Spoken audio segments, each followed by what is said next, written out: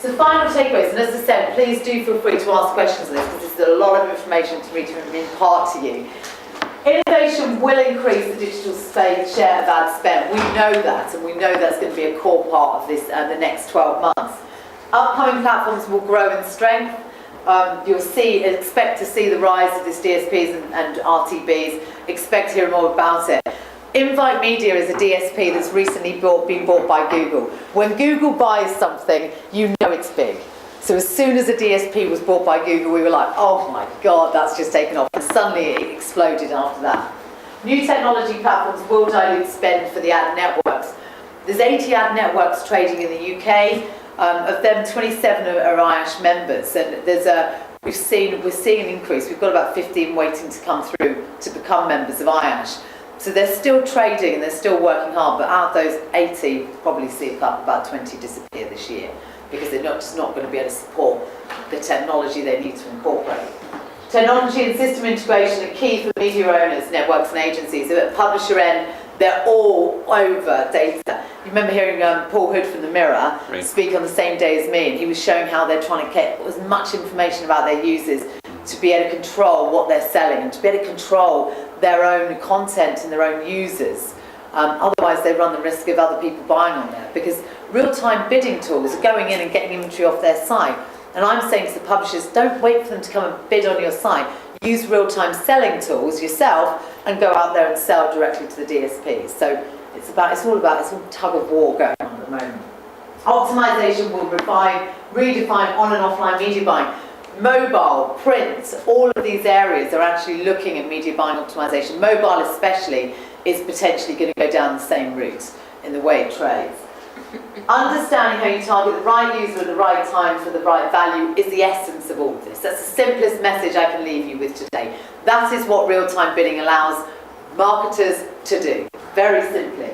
And technologies are now available from both buyer and seller the opportunity to achieve exactly the same goal. So it's a really fascinating time. So it's going to be an interesting year. I say this at the start of every year, and then at the end of the year I'm like, oh my God, I've never seen so much change. So that's just two more ones. Do not be afraid to increase skills in-house.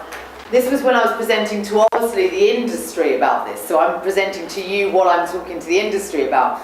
Bringing skills in-house is obviously critical for the new breed of people coming into this industry. So a lot more companies are going to be looking at these, but you'll need to be fully knowledgeable on what roles are out there and how it's changed. DMO will explode in 2011, and the brands that are effective are those that understand the landscape will change, but only TWT. Time will tell. So that's my presentation to you. Hopefully it's been informative for you guys. Your chance to interrogate me. If you have any questions, obviously don't be shy and you can put your hand up and ask. Yes? I'm just curious, when you were saying how the agency side is going to eventually become not obsolete, but are you saying that more of it will become in-house with a lot of the brands versus them outsourcing media buying? And it could well do. It could well do. Hence why the agencies know this, and that's why they're going into the sell side. So they're protecting it.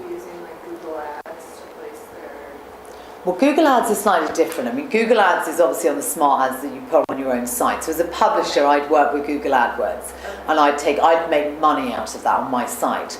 Agencies don't get involved really in that side of things. There are agencies that specialise in search optimization, and they work on the keyword related. But what you're looking at, what Google's done is Google's bought DoubleClick Ad Exchange, and that's where they're trading. They've got 500,000 sites on there.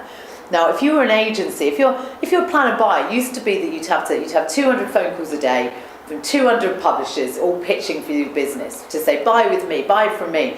Well, now I can go onto an exchange and I can see all those 200 publishers, how much they're selling for, and I can easily make a buy. Well, that doesn't take a trained senior planner or buyer to do that. And it doesn't take an ad sales rep person going in to sell them. And that it's not saying it's the end of that, because the focus will still be on brand. If I'm wanting to do a homepage takeover, or I want to do something that I peel back the page, or I want to do pre-roll, or a video pre-roll, or I want to do integrated advertorials, that's brand, that's integration. When you're looking at your banners, your buttons, your MPUs, your skyscrapers, the sort of bread and butter of display advertising, that can all be traded without the use of necessarily people doing it to people. It can be done using that. So that's why agencies are moving into having their platforms in order to buy doing that. So yes. Yes. Going along with that, are some DSPs more relevant to certain markets than others? Like you mentioned the example of someone that's looking to buy like cross trainers or something, but in their history, if they're also really interested in traveling or food, would the price or would the ad that pops up on the site be that go to the highest bidder that's also the most relevant, or just the highest? It's more like with the DSP, because it's an interface that uses CRM data and then marries that up with what's available, it would definitely pick the right user. Okay. So has that user previously bought trainers? Has that user been on looked at sports sites? What's the price of that user at this time? And so it would look at that. The retargeting companies are the ones that's slightly different from the DSP. So, in fact, I missed it off on my first slide, was retargeting companies like Criteo. Criteo is a big one, and it's just launched. That's the one where you basically, so they had a big situation recently though. They placed an ad for Marks and Spencer's, and it was an alcohol ad. And this woman had gone onto her computer, and she'd obviously looked up buying alcohol, buying champagne. She'd left her computer, and her 5-year-old daughter goes on and looks up girlsworld.co.uk, and up pops an alcohol ad. And it was massive umbrage, and the ASA were called in. I was called in from my trade body. How was this little girl how dare it be that she was advertised to with alcohol? Well, firstly, the mum was at fault. You always log off and log on again if you know. But that's the nature of retargeting. They were following her because she'd looked at alcohol content, and they were trying to sell her alcohol, not knowing that the 5-year-old girl had gone on. But so there's those elements, but obviously it is leading to some issues with this. And it obviously leads to, there's an element to this. I mean, hopefully you can all see it. Privacy, it is invasion of privacy. We're closely looking at, I was talking to Fiona saying, at the moment I'm a trade body that does self-regulation, because if we don't regulate what's going on, the government steps in and you hand it over into the hands of the policymakers. It's the last thing we want to happen. So we've got to be shown to be doing our job of being responsible. So at AISH, we're in charge of brand safety, is that our ads appear against inappropriate content. So I'm protecting the brands from appearing against porn, indecency, hate, sites like that. So there's a lot of other similar trade bodies that are doing their job. But privacy is the biggest one, because what you're doing online, you are being marketed to in a way you just wouldn't believe. And hopefully that's shown you today how we're doing it. Yes? We kind of touched on this yesterday, but in the States, there's a push for the do not track legislation. Yeah. How do you feel the environment in terms of privacy is in the UK versus maybe the US? It's an interesting one. There was a big case with specific media were caught respawning and cookie bombing. The rule states that you're not supposedly allowed to place cookies on publishers' sites.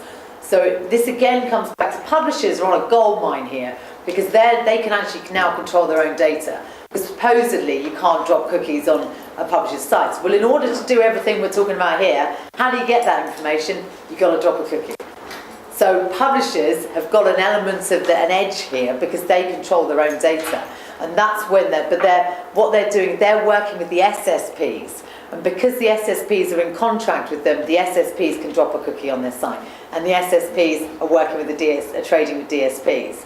The exchanges, though, are the ones that are a little bit law unto themselves, of not abiding by laws. But I would say right now in the UK, it's very lax.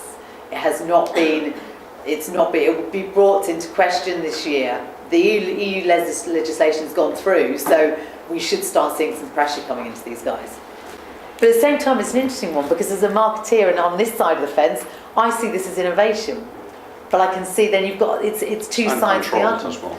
Yeah, it's controlling it and making sure people aren't doing what specific media were caught doing, allegedly, which was respawning cookies that weren't affected. It wasn't theirs to own. It wasn't theirs to be using. Any other questions? Did that make sense today? Was that useful? I'm hoping it was. I appreciate it's a lot of information to take in. Did I simplify it today? Yes. For the anime masterclass, there's about 400 people there. So and they're expected to know it, so I just hit them with it. And And then all these guys, all the professionals from Facebook and YouTube, they were asking questions afterwards, and then more acronyms were coming. I know. Last was December, was Yeah. it? It was December's presentation where we first met. So I was worried when she was coming here, what she's gonna hit you with.